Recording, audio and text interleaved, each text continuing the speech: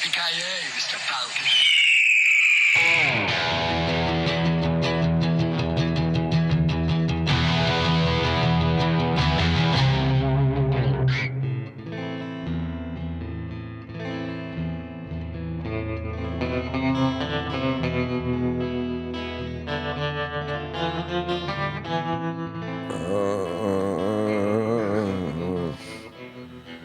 You ever seen Cannibal Holocaust?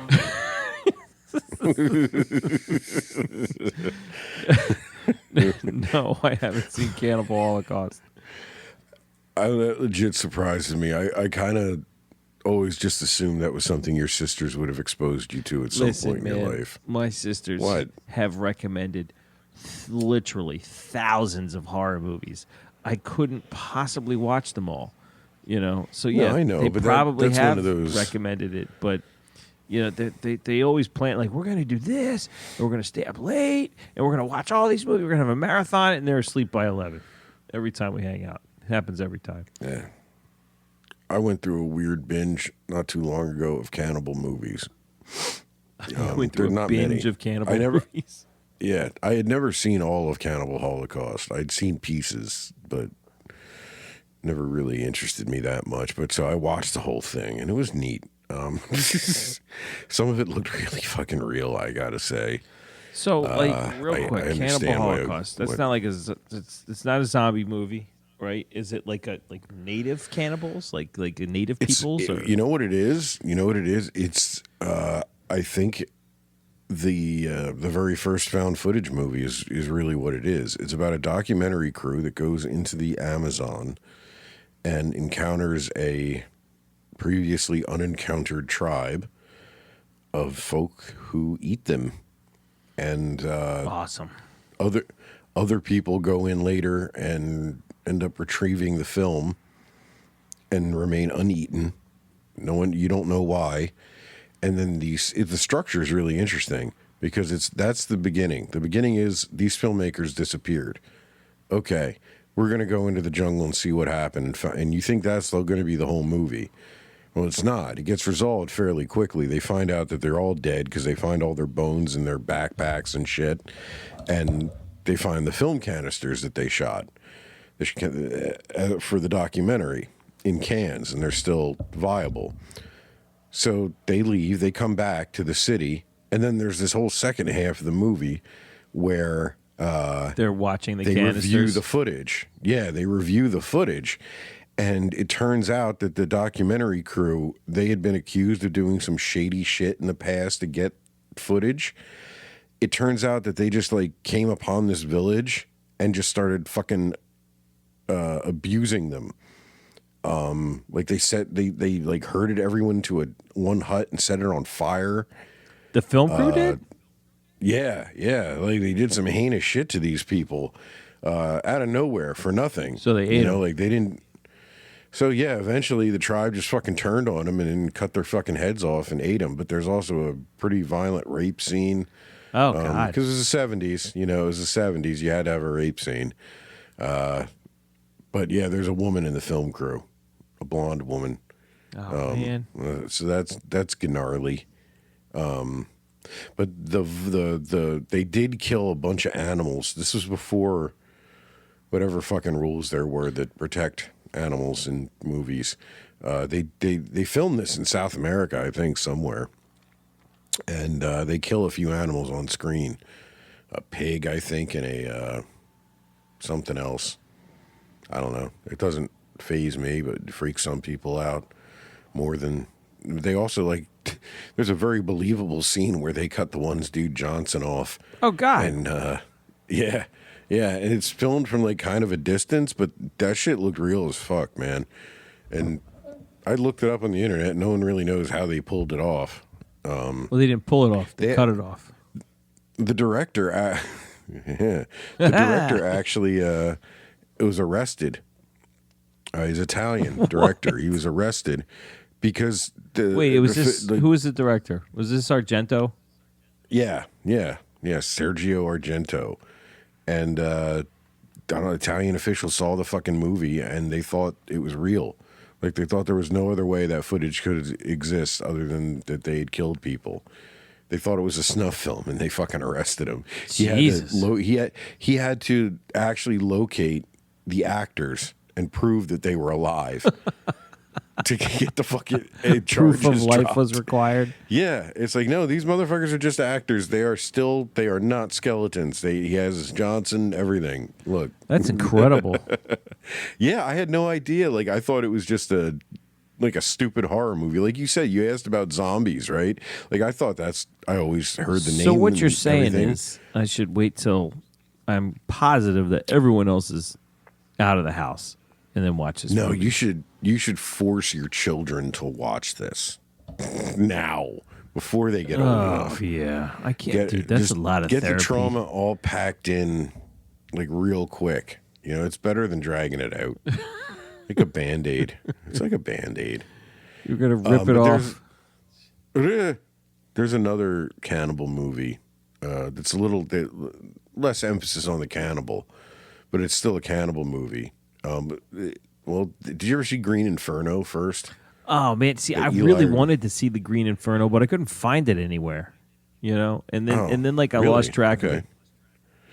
Yeah, Eli Roth and his sick ass made that. I kind of like it. Is it good? It's okay. The ending is questionable, like, for everyone. But as a whole, it's pretty terrifying. Yeah. There's some really upsetting scenes. Really upsetting. I see. You say you everything went looks on a very real. cannibal movie binge, and now I feel like this means I have to go on a cannibal movie binge. And It's unexplored, right? it sounds like a lot. I mean, That's all I watched. I watched those two, and I rewatched the one I really want to talk about. what is it? You've seen it. Bone Tomahawk. Oh man, The Bone Bone Tomahawk. Tomahawk. Yeah, I saw Bone Tomahawk. You know goddamn why movie. I saw Bone Tomahawk? Tell me. Because I was. Tell me. I'm going to paint you a picture here. It's me and the wife. We're home. It's a night when we don't have to go to bed early to get up for work. Let's watch a Watch movie. this movie with your Let's wife. watch a movie. For the first. I got a bottle of wine. You know, let's open that bottle of wine. Let's put on a movie. What are you in the mood for? Oh, let's look and see what's on. I think it was on Amazon Prime at the time. What's this? Oh, Westerns. I like Westerns. Kurt Russell's in this Western. Oh, look, he's got a cowboy hat. He's got a gnarly set of facial hair. You know, mutton chops, mustache. Mutton chops into a mustache. What's the guy You know, say that's from a ser- Tombstone? His eyes hardened, squinting by, hardened by the sun. Squinted against the desert sun. Yeah. I'm like, Look oh of- yeah, this the is lean look of both predator and prey. yes, exactly. That's what the movie poster looks like. It's Kurt Russell. I think, oh, cool, a Kurt Russell Western. I'm gonna get some version of Tombstone, and we put on Bone Tomahawk, and for all intents and purposes, it starts off that way. It's shaping up to be a cool Western, and Jesus, I was not prepared for how, like, the turn that movie took into something Yeah. completely different. Totally unexpected, too. I had no clue what it was about. Same thing. I saw Kurt Russell, and, you know, I looked at the rest of the cast, and this is not Yeah, Matthew probably Fox. true for most people. Yeah, Matthew Fox. You know, David that's pretty, Arquette? Matthew Fox was in Lost, right? He was on Yes. Lost Yeah, back he in was the on day. Lost. Back in the day, yeah. Party of Five. Was he also? Is that Yeah, his? he was when on Party of young Five, and man. Pretty. I'm sorry, I didn't partake in Party of Five. The Owl Man from Watchmen. Oh, Patrick Wilson, Yeah, Patrick Wilson. the Night Owl. The Owl Man. Yeah, that's all. That's how I will always remember him because that's Yo. the first fucking thing I ever saw him in. I loved Patrick Wilson in The Watchmen. He was great in that movie. Yeah, he's good in almost everything too. He's underrated. He's he awesome. Plays, like, boring straight men a lot, but he's really good. But Richard Jenkins, like, can we talk about Richard Jenkins? Richard Jenkins is Chicory? great in that movie. That dude deserved an award or a hug or something because he played a great fucking part in this movie. He's hilarious in the dry, monotone way. He's been in so many fucking movies. He never had hair. He's been a character actor for fucking ever. That man's he been was in Wolf bald since the dawn back of in time. the 90s. You know that? He was one of the cops in Wolf, the Jack Nicholson movie from 94. Is he? Like, yeah, he's one of the detectives that interviews him. Oh, you're right. And, you're right. Yeah, he's young, but he still doesn't have hair. He has colored tufts. I'm bald. I can say this shit. My man never had hair. But he is awesome as Chicory in this movie. He's like, how would you even describe him? He's a little soft in the head. Like there's something that's a little childlike about him almost, but he's not dumb. He's not like slow. It's interesting. Like he's an interesting character, and you gotta feel that back in the day. He's like jittery. Yeah, he seems just traumatized, kind of. Like he's because life maybe sucked he also back seems then. like maybe he got hit in the head, like maybe he got kicked by a horse. I don't know, but also I have to believe that people living in those towns that are on the edge of nothing, constant threat of death, super lonely and boring, they had to go a little nuts. In mild ways at least. You got to go a little fucking crazy. Shit was hard, man. Yeah, I think he's just a little squirrely and a little goofy, but he plays it so well that it makes him lovable almost. And he's a widower, which elicits some sympathy. But every time I watch it, I just love watching him, and he's so funny unintentionally in a really dark movie. And it's the pacing is really good. Everything's really good. The dialogue That movie is incredible. moves right along. Yeah, there's no drag. There's conversations, there's all the Western stuff. There's the camping and the horses and you know what? Of all the awful shit that happens in this movie, when the horses get stolen, that part kind of upsets me the most. It's Maybe been a not while the since most, I've seen it. Refresh but a my lot. memory. Who steals the horses? I don't know, man. All right, so those two Mexican dudes walk up in the night when they're camping, that like the second night, I think, and they end up shooting them. Remember? Yes. And then this they is pack after up. they've set out after the people that have gone missing. Yeah, right. And then they pack up the camp, they break down the camp, and they set up a cold camp with no fire somewhere else because they figure they've been made, right? And hope that'll let them get some sleep. Well, their horses get stolen in the night by those Mexican guys' friends who were out there. And the one horse, what's his name? Matthew Fox's horse. He's Brooder. Wow, that's really his name, Brooder. Thought it was something. Okay, whatever. He's an interesting character too. He's like a gunfighter. Kind of like a gunfighter. Yeah, he brags, doesn't brag, but talks about having killed a lot of Native Americans. So I don't know. I guess he was in the Indian Wars. It was a time. It was a time for things back then. But he plays the character oddly convincingly. I didn't realize that was him until I looked it up. I was really kind of surprised. He pulls it off. His horse fights back and doesn't want to get stolen, so it gets shot, and then he has to kill it. And He's got to I don't put know. it down. It's not that part that bothers me.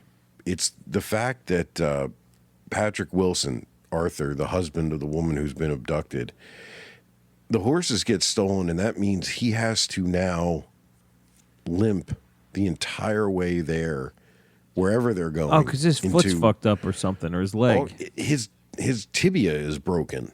Oh, he's got it in a splint. Yeah, the movie starts with him with his lower leg in a splint because he fell off the roof and broke his tibia so bad that it popped through the fucking skin.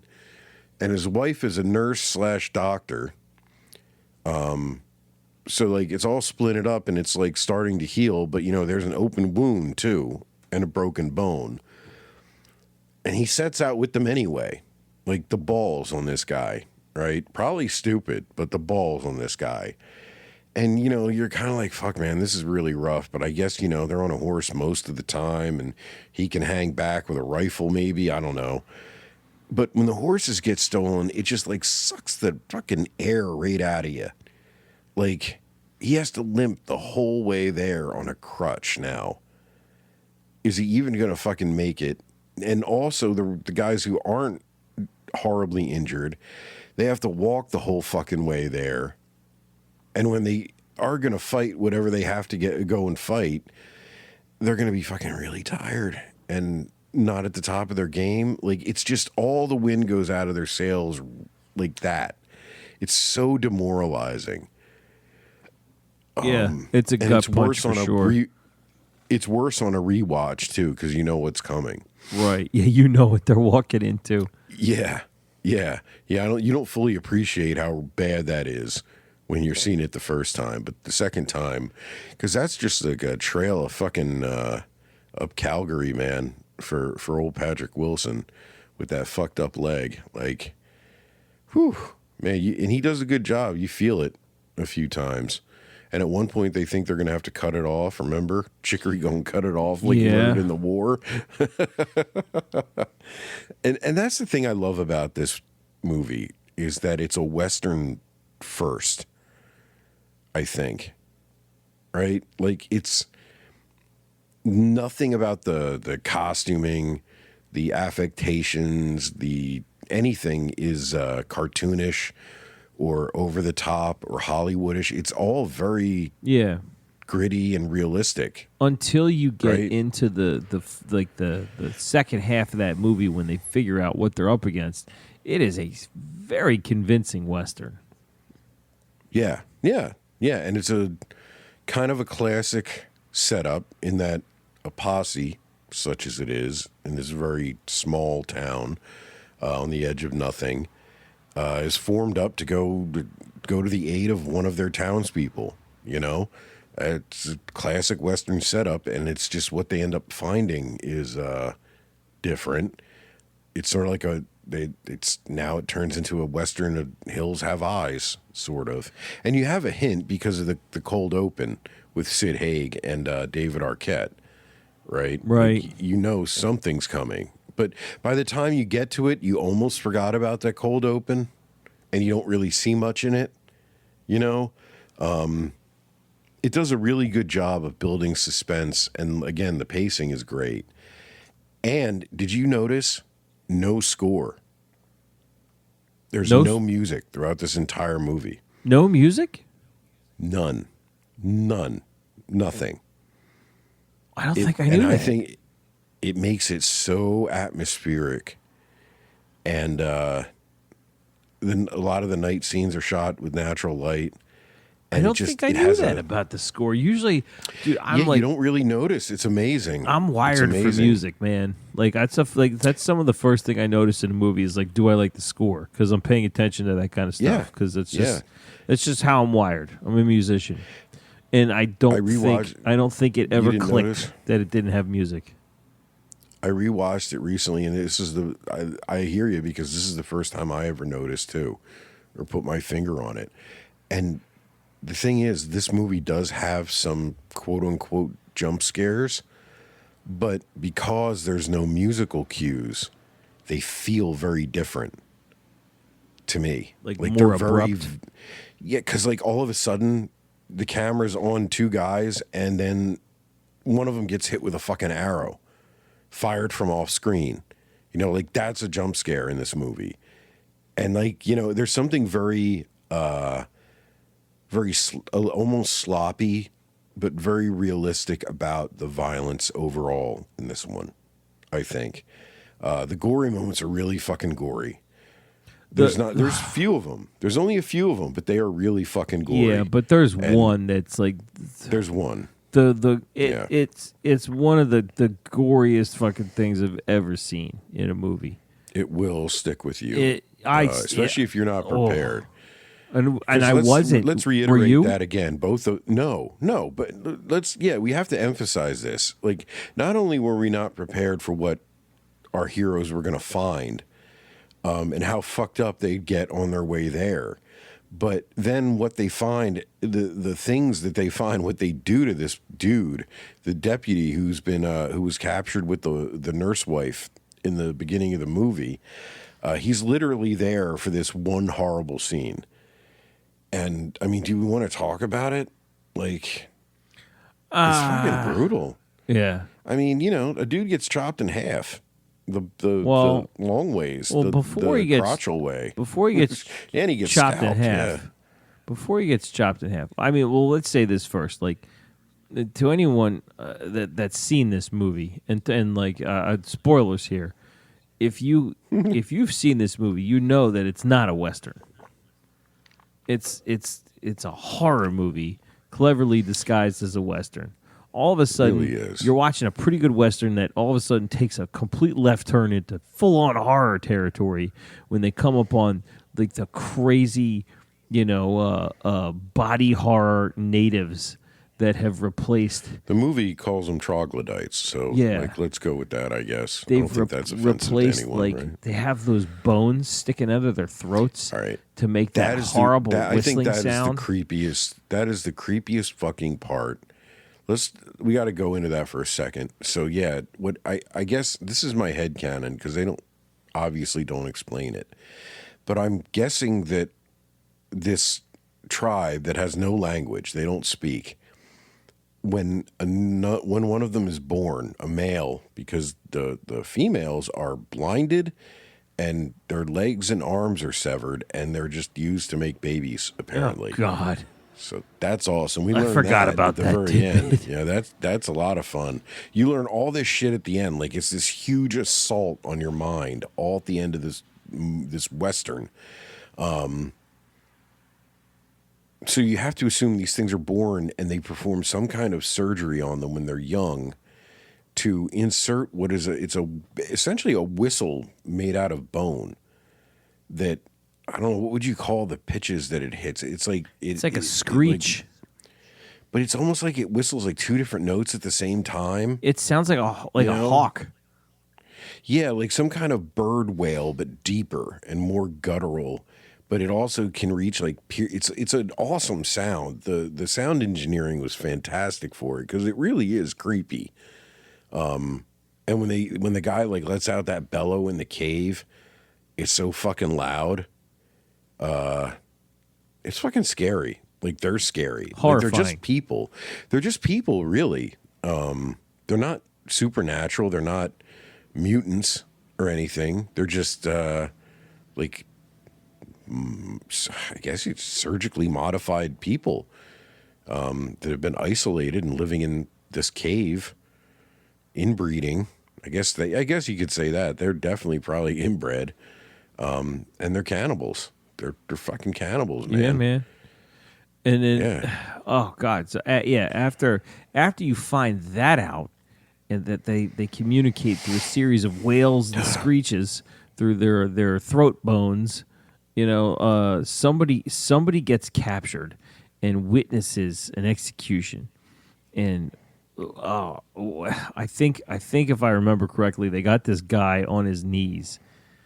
Yeah, and they strip him down. They strip him down and they scalp him, which is horrible to watch, right? And I think the first thing really real. The first thing that made me like clinch and like pucker was they scalped this guy, which is bad enough, and it's obviously very painful. So the guy lets out like a blood curdling scream, and it's a good scream. He screams at the top of his lungs, and in order to shut him up, they take the scalp that's just been removed and just and stuff it into his mouth to like gag him. They stuff his own scalp into his throat. Not only that. Yeah, they stuff the scalp in his mouth, and then they hammer a wooden peg in behind it, and you hear his jaw break, and like he's all like muffled screaming behind it.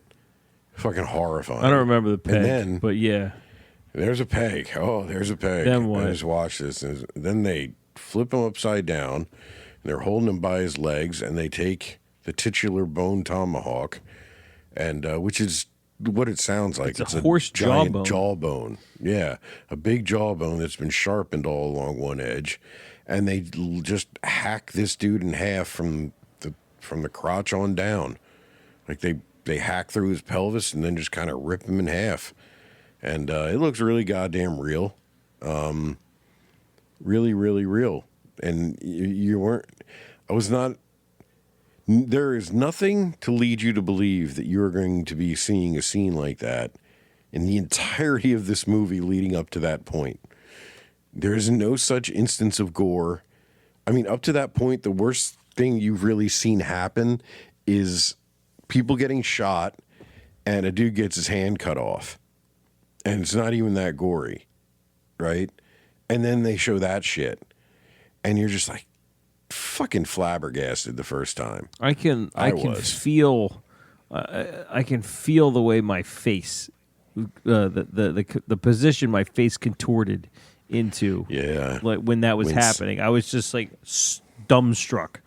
I was frozen solid. I just had this look on my face, like, oh my god, what am I seeing?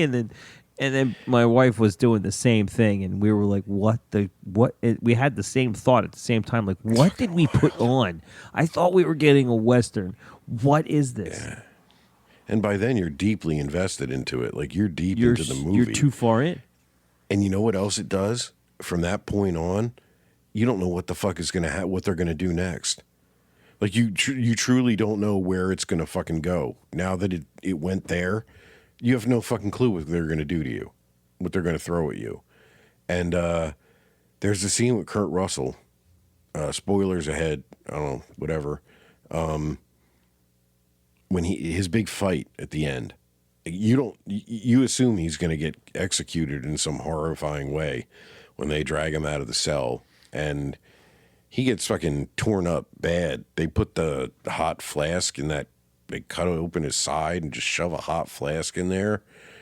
Fuck, man. But I gotta say, his level of badassery in this movie, it's pretty fucking high. Kurt Russell? Oh, yeah. Yeah. Like, his quintessential sheriff is just outstanding in this. And the way he goes out, fucking epic, you know? And there's this one shot after he gets the upper hand and hacks that shot where he hacks that dude's foot in half, right? Looks so good and real. And he chops that fucker's head off. And there's this moment where he stands up and he's all wounded. He's been shot in the chest. He's all fucked up. And he just kind of like stands up like, I fucking won. All covered in blood, just like, ugh. And then he collapses. But it's just this one moment, and I don't know why it's imprinted on my brain after all the horrible shit you see. And you do get like a half happy ending, I guess. It's not a total downer ending.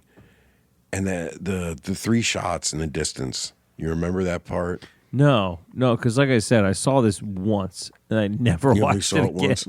All right, so there's like, they end up doing the math, and I think all in all there were 12 males in this tribe, and they end up killing all but 3 by the time Chicory, Patrick Wilson, who shows up, and just by being a little clever, ends up kicking the shit out of him with one leg. Yeah, he like finds the throat bones and cuts it out. He starts to mimic their calls to lure them into traps and shit, man. It's fantastic. Yeah, it's so great. And then he doesn't go through the regular route, and walk into their kill box. He goes up and around and gets the drop on him, and it's fucking epic, man. It's a really great, solid final act. And so there's 3 left, right? And they leave Kurt Russell in the cave place where they've been the whole time with the repeating rifle, and he's still alive. And once they're a fair distance away, they start hearing gunshots. They hear 1, 2, and they wait. There's a beat, and then you hear a third one, presumably meaning he killed all 3 of them, the 3 remaining, and the town will be safe because that was his primary concern. Was The rest of the there's town. still 3 left? Yeah, there's still 3 left, and they still. I think the town's called Harmony, and Yes, it they know is. where Harmony is. So, and that's just like, I don't know how you could possibly be more badass. And there's a great line he drops right at the end of Chicory. Chicory's wife, like I think we said, died. Like, he visits her grave before they go out on this mission and shit. Kurt Russell says to him, he says, "Say goodbye to my wife, and I'll say hello to yours." And like said through the teeth of a dying man, gritting against pain, it came out pretty good, man. And Kurt Russell's fucking awesome. Oh yeah, I Kurt don't know, Russell's he's a great the man. actor, man. He's just a great actor. You know, like it's people think movies like this are trite or whatever, but to pull them off right and well, and this movie is excellent in every respect. It's not. It takes a lot of talent, you know, and this is more than just like a horror movie. I think it's something really different. It's artistic to a level, Yeah. you know, and on top of it, it is fucking scary without being it is supernatural scary. or aliens or fucking anything like that. It's just plain fucking scary. You know what I loved about this movie? One of the things that really struck me is like some part of making a good horror movie is subverting your expectations. Right, in yeah. the same way the reason The that comedy. comedy's funny. Horror is scary because it subverts your expectations and surprises you with something that you didn't see coming, and that's what scares you. And then, but this was one of the first times that I watched a movie and didn't know that it was a horror movie until all of a sudden it became one. You know? It's I mean, great can being you surprised. Can you think of know? another movie that took this hard of a left turn into flat out horror and like you didn't know it? I mean, like Without, I'm sure they without- exist, but the thing is that like they got me to watch it because they disguised it as something else. This was a cleverly disguised horror movie. It was disguised as a Western. And I bit hook, line, and sinker right before I even got to the good parts that were scary. I was already hoodwinked right from the get go. You know, And I guess that's kind of a double-edged sword too, right? Because if you do a lot of heavy marketing for a movie like that and you let everybody know it's not what you expect, you blow the surprise. But if you don't blow the surprise, you're going to get people going into it thinking it's a Western, and they're going to see that dude get cut in half from the asshole, and they're going to be fucking traumatized. And they're gonna say the movie's fucking horrible because they would never watch a movie like that that's that gory. You would never expect a Western to be. And you know, there's a lot of movies that do take a left turn in the final act. it's not but that most of the Westerns aren't time it's violent bad. either.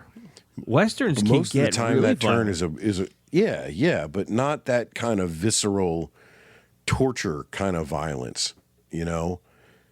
I don't know. There's something really, and it's not just us. Like, everyone has this reaction to it. It's an intense, visually intense fucking movie.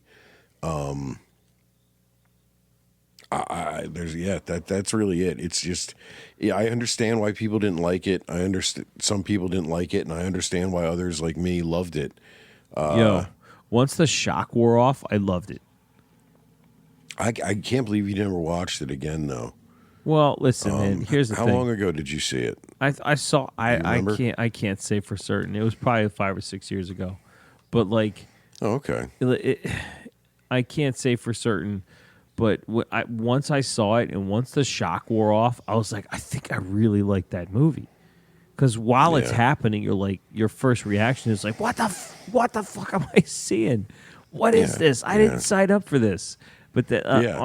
on like reflecting on it, you're like, yeah, that was really good. You know, it in the fact that it was a good story, but also like I just couldn't believe how much I got just misdirected into something else that I totally didn't expect to be watching that night. So it's really is a total experience on the first watch, and I can attest that on a rewatch, it's really interesting and still when you fun. know what's coming, yeah. Yeah, and from a storytelling perspective, just realizing how it's structured and how it's set up, and appreciating that there's really no red herrings, there's no tricks. You know, it's sort of a simple quest story, and there's a monster at the end of the quest. It has to be defeated, and in this case, several of them. I guess that's why it worked for me, because it really is kind of a classic setup. You know, and a lot of those old stories were pretty fucking brutal. You know, the bad guys did bad things, and dragons ripped people apart and shit, and Beowulf loses an arm. Grendel loses an arm. Everybody loses an arm. A guy lost a hand in this movie. Wow. He sure did. I'm gonna write an AP Lit paper about that. That's what that sounds like. Jesus Christ. I mean, and even still, like even just talking about westerns in general, there's some gnarly shit that happens in westerns that was inspired by real happenings. Did you? I know you're a Cormac McCarthy fan. Did you ever read Blood Meridian? Oh, for God's they're finally making that into a movie. Are they apparently. really? Oh man. Yeah, they've been kicking it around for years, trying to figure out how to actually make something that bloody and violent into a movie that'll, you know, they might have to just put it out on streaming. That was one of the bloodiest books I've MPAA. ever read in my life. But it's not only bloody, but heartless in its violence and just callous. It was almost so callous. It was terrifying. Yes. And the ending is so bleak. Like, you know what I mean? And because you gotta, as you're reading it, at some point, you're like, this was probably really, really close to somebody's reality for their entire life at some point.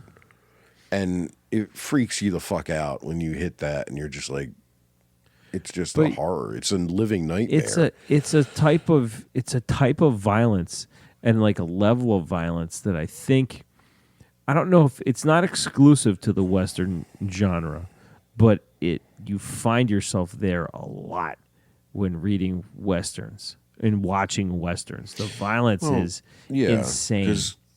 And somehow they took a Western format and took it to a level that had not yet been achieved in terms of just like shocking violence in the Western genre, which was already famous for being like ridiculously violent. Well, Westerns butt up against genocide a lot. Yeah. Right? by necessity, because that's part of Manifest Destiny, was a genocide of people. I mean, it's just history. It's what happened. So, yeah, that happens a lot. There's a lot of, I mean, Christ, Last Samurai, the backstory for Nathan Aldrich, Tom Cruise's character in that, you know, massacred like a Native American village and shit and killed a bunch of women and children. You know, it happens. As one does. It's happened in this country. It's happened in a lot of countries. We've, as a country, have perpetrated it. It's happened to us. It's happened here. It's a horrible thing that we do. And it's endlessly fascinating because it's one of the most horrible things that we can do as people. And I don't know how the fuck they're going to make Blood Meridian digestible. They're going to have to, if they keep it, like, if they stay close to the book, and McCarthy's dead now, so I don't know if that changes anything, but if they stay close to the book, it's going to have to be sold on that fact that it's, like, disturbing. And I don't know if in this day and age you can do that and be successful, because people don't have the tolerance for being disturbed, I think, that they used to. Yeah, don't get me wrong. I love that book. I thought it was great. But I don't want to watch it. Do I? Do you want to watch it? Dank. I don't know if I do. I mean, if after having read it, yeah, I don't know that I want to see it after having read it and imagining it. You know. But then again, maybe that'll make it better. Maybe seeing it on a screen will drown out what you imagined in your head. The movie's never as good as the book. Well, I don't think I can read the book again. I'll never read that book again. I liked it. I would go so far as to say as I loved it. it made me feel That was something. fantastic. I don't know that I'll ever read it again. Yeah, like I briefly, when I heard the movie was actually getting made, I'm like, should I read that again before it comes out? 'Cause it's been a few Don't do years. it. That Yeah, I don't think I that wanna do takes you that to to some myself. dark places, man. Like, I was able to reread American Psycho, but I don't think I can reread Blood Meridian. And I think that goes to another point too. And circling back to Bone Tomahawk too. I think a lot of times you find, especially as you get older, the movies and the books and the media that are the scariest aren't horror in any way. Like, they're not of the horror genre necessarily. You know, because Blood Meridian is not a horror novel, but it's fucking horrifying. Oh, And yeah, it's it scary. is. Totally. And will haunt your dreams. And like we said, Bone Tomahawk isn't purely a horror movie. Like, you would have to call it a blended, Yeah. a genre hopping movie. It like turned it's into a one. Western horror. Yeah, yeah. It's got the third act is horror, you know. But I don't know. There's something like Jaws isn't a horror movie, but that scared the shit out of a lot of people. Like, I guess that is now classified as a horror movie, but when it came out, I don't think it was. It was more like an adventure movie. It turned into sort one. of. Yeah. But it is a horror movie in a way. But I think things that set out to be horror movies are less likely to be scary to an adult. Yeah. You know what I mean? Yeah, I'll agree with Like- that. If I had known going into it what exactly what Bone Tomahawk was, like the most horrifying Western you'll ever see, like immediately, I don't think it would have had the same impact Yeah. as it did, having gone through 3/4 of it, thinking I'm going to get this this ending that I'm used to seeing in a Western, and then it just takes a turn into something I was completely unprepared for. And I think horror, good horror, performs the same trick that fantasy does, and the idea that there's something under the surface, that there's something very unexpected and either fantastical or terrifying just behind the corner, you know, just behind that door you walk past every day. And Stephen King does that really good, especially when he was younger. The stories he would do, that whole idea that there's a undercurrent just underneath the small main town, you know, that's kind of his thing. And, you know, a lot of great horror does that. And I think that the more a movie leans in that direction, the more likely it is that it's going to be like one of those real dig into your brain, scary fucking movies, you know? I don't know.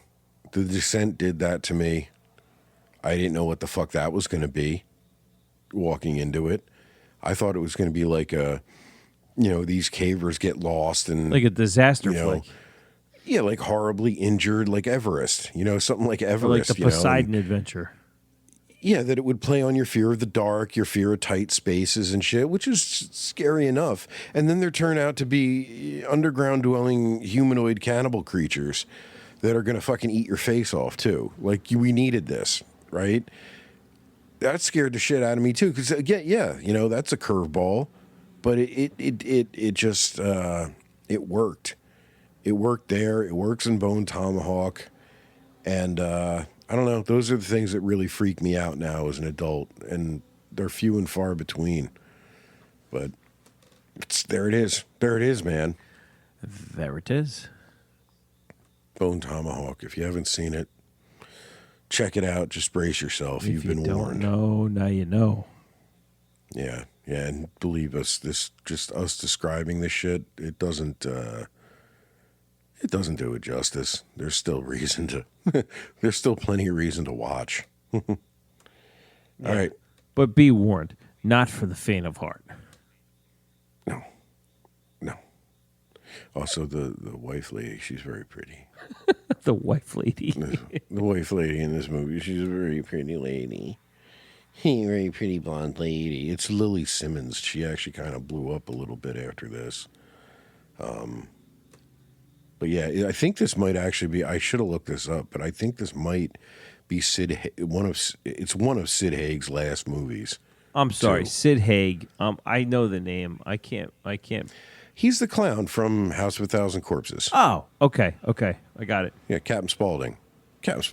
And he was in a whole lot of exploitation movies and B movies. Like he was in a bunch of the coffee movies with Foxy Brown. I think he was in that too. Like Pam Grier. What's her name? Yeah, Pam Grier movies. He was in a bunch of that shit. He was the judge in Jackie Brown. He was the judge. Yeah. There's a fun story behind that, but whatever. Pam Grier didn't know that he was playing the judge until she showed up on set, and he walked out because they're good friends from years and years ago, and Tarantino loves that genre, so he set it up, and she was like super surprised, and it was awesome, apparently. So, yeah, he died not too long ago, I guess. Well, now a few years now. But, yeah, Rob Zombie kept giving him work all the way to the end. I know whatever that last movie that he made with those characters. Is it the Three what the from fuck Hell? was it? I think so. Yeah, I didn't see it because, but I know that I think he passed before they finished filming that. So I guess that was his last one. But he was good in this. That cold open is that's an opening, all right. It sure is. There are 16 veins in the human neck. I knew a doctor who told me once. All right. Good night, kids. Sleep tight. Don't be afraid of weird cannibal creatures with bone whistles in their throats. No, be very afraid. They're terrifying. Yeah, they're not cool. Don't hang out with them and don't eat their food.